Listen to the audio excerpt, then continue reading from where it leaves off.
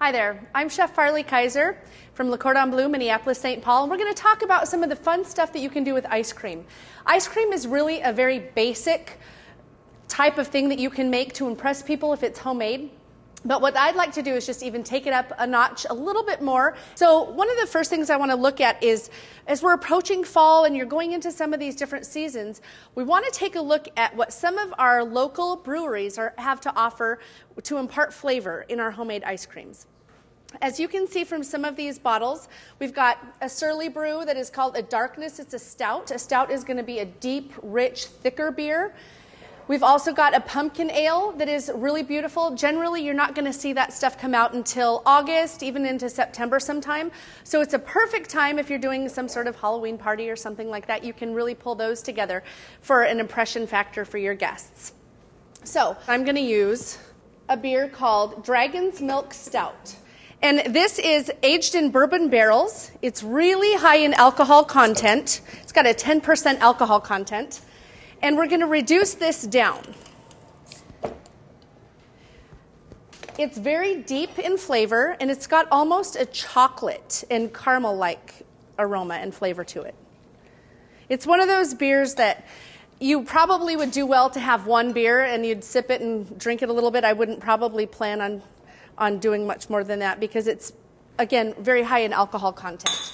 So we're just going to go ahead and reduce this down.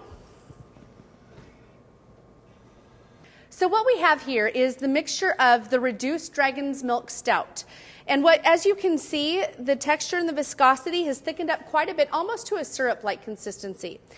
We're going to take it almost to nappé. Nappé, if you'll remember, is when you drag it along a spoon and you drag your finger through it and it stays separated. It coats the back of a spoon. And that's really what we're looking for.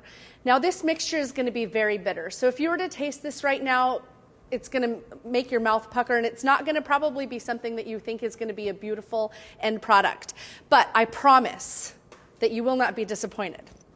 Okay, so to get started with the basic ice cream mixture, it's going to be a custard-based mixture, and it's very similar to what we call a crème anglaise. But the flavor that gets imparted into it, once it gets spun into our machine, is really what turns it into the ice cream. We're going to combine 2 cups of milk and 2 cups of heavy cream. I'm also going to add a granulated sugar. Now, the granulated sugar has vanilla bean imparted into it already. So I've scraped the inside of a vanilla bean, taken out all those tiny little flavor pocket pods, and brought it right down into the sugar. And we're going to add that right in. You can use vanilla extract if you'd prefer. I just really love the look of the vanilla bean as well as the flavor that the natural vanilla brings in. Mix this up, and I'm going to put it over medium heat. What I'm looking for with this medium heat is I'm wanting to make sure that I bring it almost to a boil, more of what we call a scald. I don't want to boil it and burn it. That would just be terrible. We don't want to ruin this beautiful, beautiful mixture that we're going to have going here. Okay, while that is getting started there, I'm going to take 6 egg yolks. I'm going to whisk them up. And really the process of whisking this up is just getting them prepared to accept that warm mixture and to temper properly.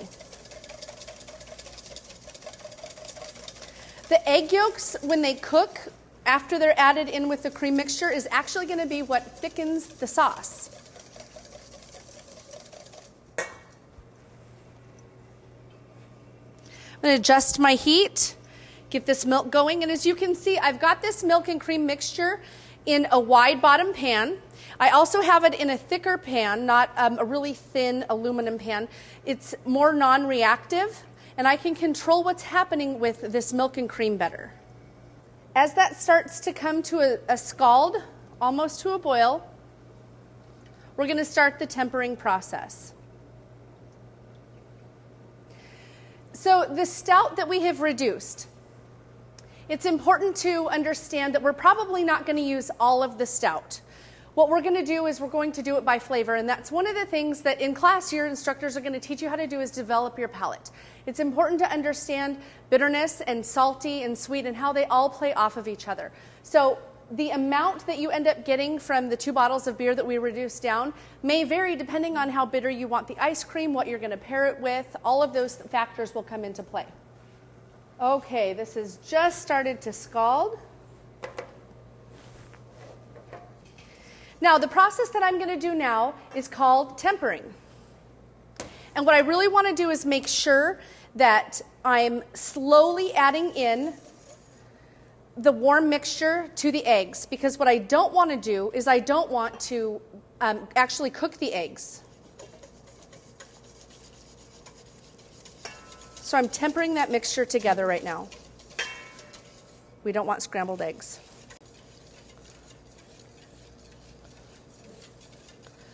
So I'm just heating this egg mixture up, because what I'm going to do at this point, after all of this is in, I don't even have to bring all of it, put all of it in. I've warmed up this egg mixture at this point.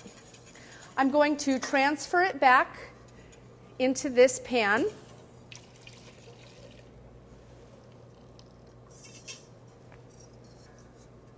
And now I'm going to put it back on the heat. We have to watch this process pretty closely because we don't want to burn or overcook, scramble our eggs. And this is the thickening process happening at this point. Now, while this is starting to thicken, I'd like to talk a little bit about the machine that we have here. This is a Cuisinart. It's an industrial tabletop machine, and it is available to purchase for anybody that wants to purchase it. However, I don't see it happening or being used in households very often. More often I see a KitchenAid mixer with an ice cream attachment or a smaller Cuisinart machine. So this is one of the ones that sometimes you'll see here at school.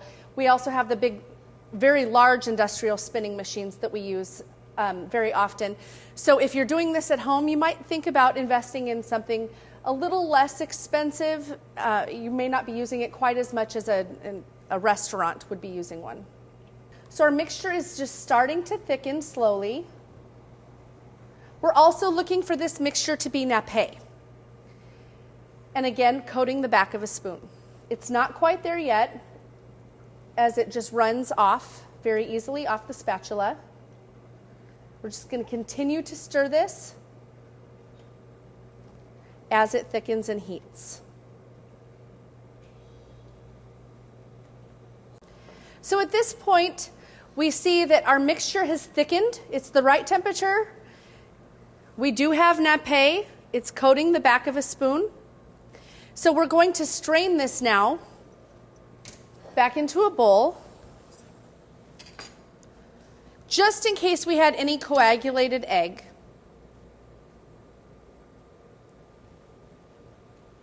This will also take any other chunks if we had quite a bit of vanilla bean that maybe stuck together. That would help that process. Straining is an important process. So we need to make sure that we always do that. We finish our sauces that way. Now, our ice cream is not going to set up properly and spin if we don't cool it down and chill it. So with this process, we would end up chilling this for quite a long time, a few hours maybe. So what I've done while this is chilling is I've got a batch that is already cooled. And we're going to flavor this now with our stout beer flavoring. I'm just going to add in a little bit at a time.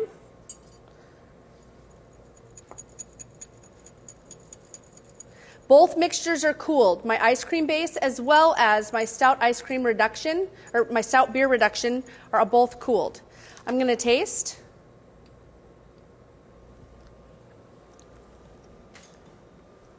That's a beautiful flavor. I am going to add a little bit more because it's not quite as bitter as I would have hoped for.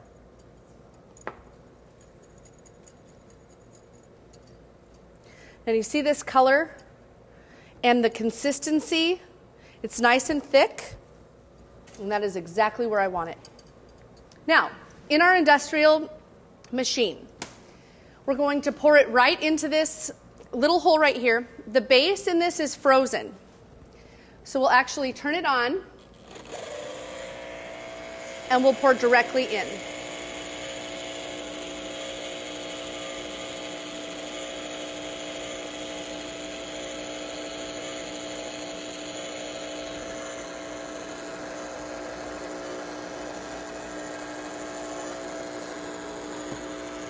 This is going to go for about 25 minutes.